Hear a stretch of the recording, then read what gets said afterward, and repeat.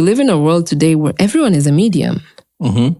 As long as you have 3,000 followers, 4,000, you're a medium. You're a medium, yeah. You could spread information that's not true and people could believe it. You're in urban areas and you think, oh, someone can Google it and, and understand if it's a lie or not. But we have seen populations in rural Tanzania, especially during COVID.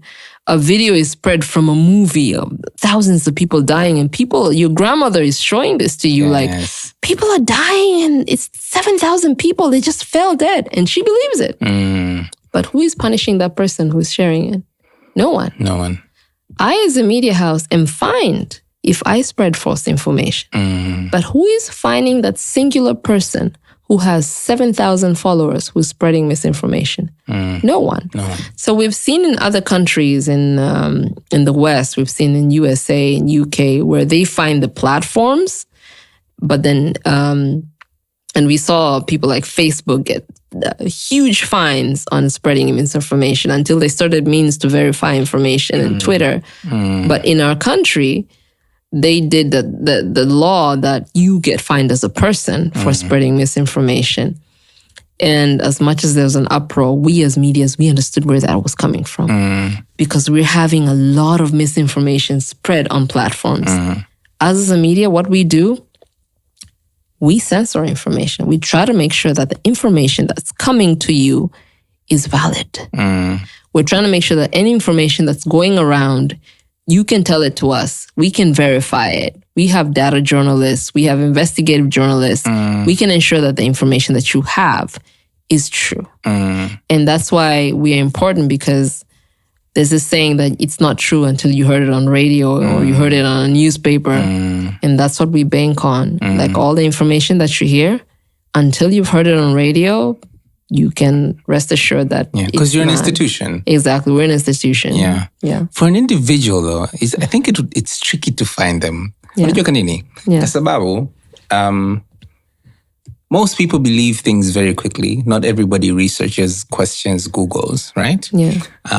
And more so, we believe negative things really quickly. Like bad news is like, yes, this is true, it's bad. Yeah, it travels fast. It travels fast. And saa zingine unakuta sasa yule anaye spread, hajui kwamba yeye ana spread misinformation. Yeah. Is there anything that can be done about that? Is there some kind of education that can be done with regards to being able to kind of analyze, think, or have at least an element of doubt kwa kitu ambacho hakijatoka from a source? Because Facebook is not a media house. It's not. WhatsApp is not a media house. Lakini ni kweli kama mfano uliosema sijui bibi anakutumia nini? Tuna watu wazima. Watu wazima ndio kabisa wanapotea kuliko hata sisi vijana yani. True. Yani anakutumia kitu unasema where did this come from? Where did this come from yani? The only way to ensure that is contained is when the platforms themselves can ensure that they can verify the information that's shared. Individually, it's hard. It goes beyond the borders of, what do you call this? Bias. Is it true? Is it not true? Who is the right source of information? And someone might think they're sharing good information while it's not really true. So it all goes back to the platform. How are every platform needs fact-checking mechanisms to ensure that the information is shared is accurate. Yeah. Tuna kazi kinoma. Exactly. Yeah, ila, if it's not from radio, it's not true. It's not true. That's a good campaign. Yeah. Yeah. Hivi Mbeya Headlines imeanza mwaka gani? 2009. 2009. Exactly. Wow, that's like 14 years.